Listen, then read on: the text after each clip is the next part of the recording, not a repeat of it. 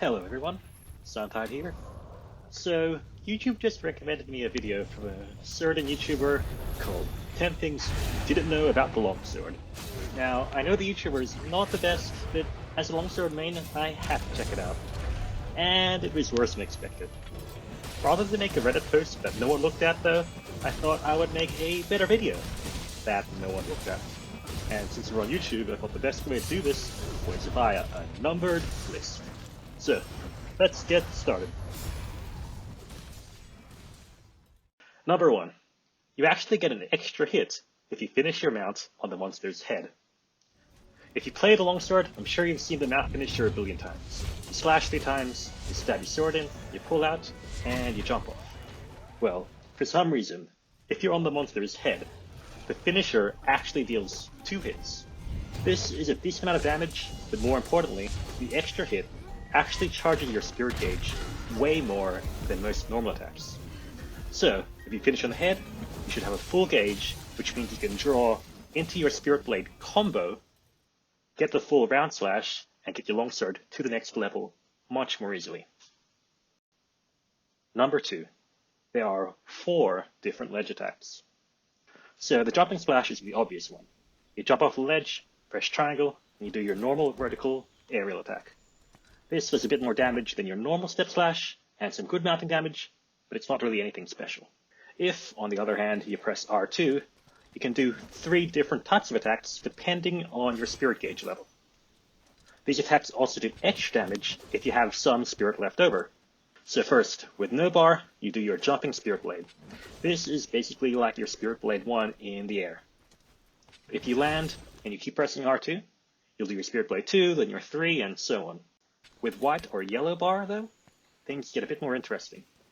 You do jumping Spirit Blade 2, which is 2 horizontal slashes. These slashes actually do some really good damage.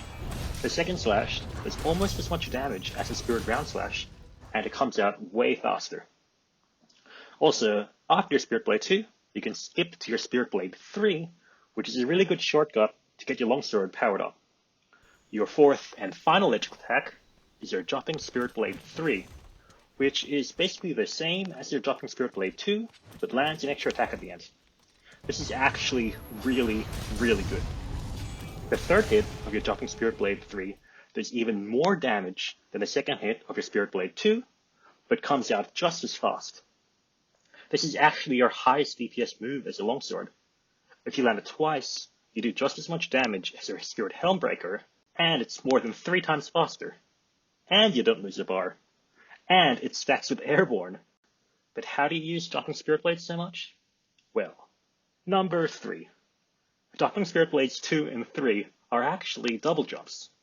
Longswords, like greatswords and hammer, can actually spam their aerial attacks really easily on the ledge.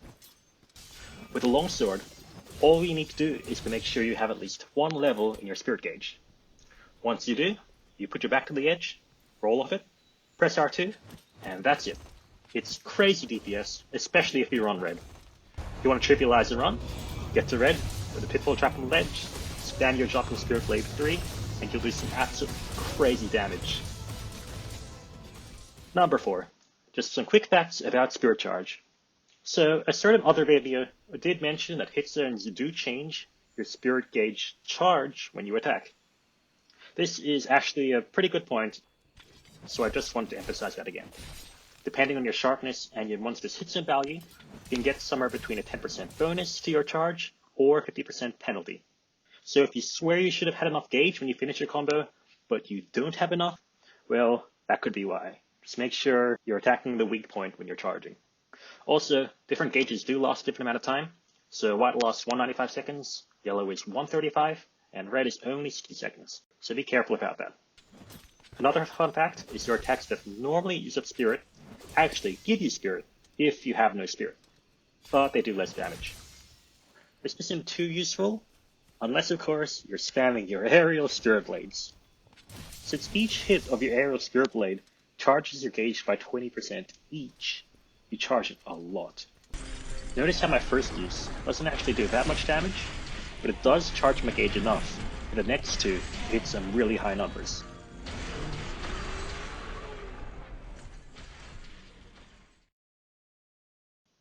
Number 5. You can stab out of Foresight Slash for a second Foresight Slash. So this isn't useful too frequently, but when it is, it really is.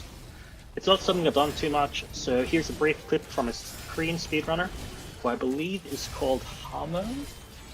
There's a link below, but as you can see, if you throw in a quick stab after your Foresight Slash, instead of your Roundslash, you can Foresight Slash again, which lets you keep up the damage if the monster keeps on attacking.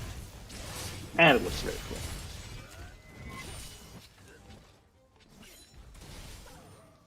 Number 6. If you Roundslash, then EI Slash, you can't use a Foresight Slash unless you've used an EI Slash before your Roundslash. So that's a bit confusing, so let me do that bit by bit. If you use a Roundslash, I'm sure you know that you can use an EI Slash right after to keep your damage up. The problem is that if a monster attacks you right after that EI Slash, you don't have enough meter to Foresight Slash and counter the monster's attack. Note how you can't see the blue particles that show the iframes. You can avoid this by making sure you use an EI Slash before you did your first Roundslash. This way, your meter charges during your second EI Slash, which gives you enough meter to activate your iframes from your Foresight Slash. Note how this time you can see those blue particles.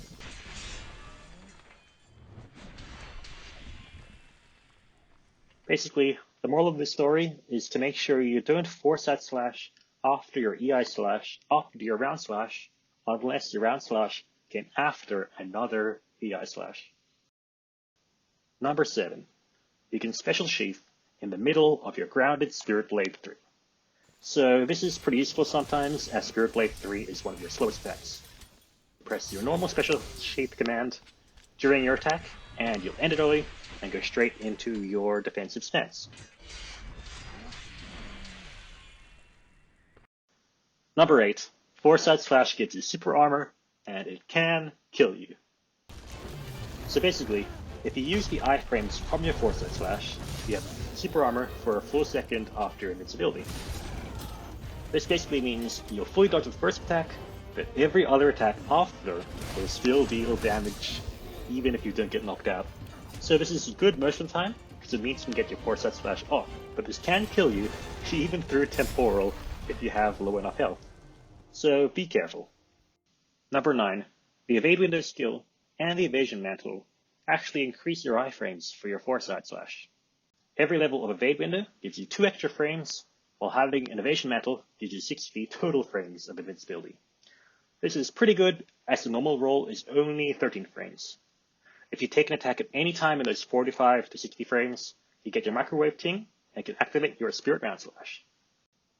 Number 10 is that Rocksteady actually makes it easier to get your Foresight Slash off. If you take an attack during your opening animation of your Foresight Slash, and you have Rocksteady on, you will not get knocked out of your Foresight Slash animation. If the attack lingers long enough, you can activate your Foresight Slash, and that will allow you to use your Spirit Roundslash. You can see I still took damage because peak performance deactivated, but I still activated the Foresight Slash, and I could still continue to my Spirit Roundslash. And finally, number 11, your Helm Breaker and your EI Spirit Slash actually give you extra part break damage. EI Spirit Slash gets a 30% bonus on its first hit and 50% bonus on its second hit.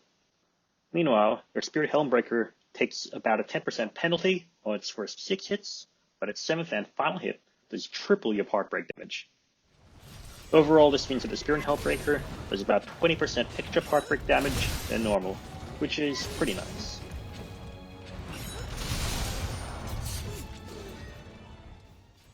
And that's all I've got. Those are my 11 things you really might not know about the Longsword. Hope you learned some stuff. I put some references in the description, and if you think there's some really cool stuff that I haven't mentioned, let me know. Thanks for listening, and happy hunting!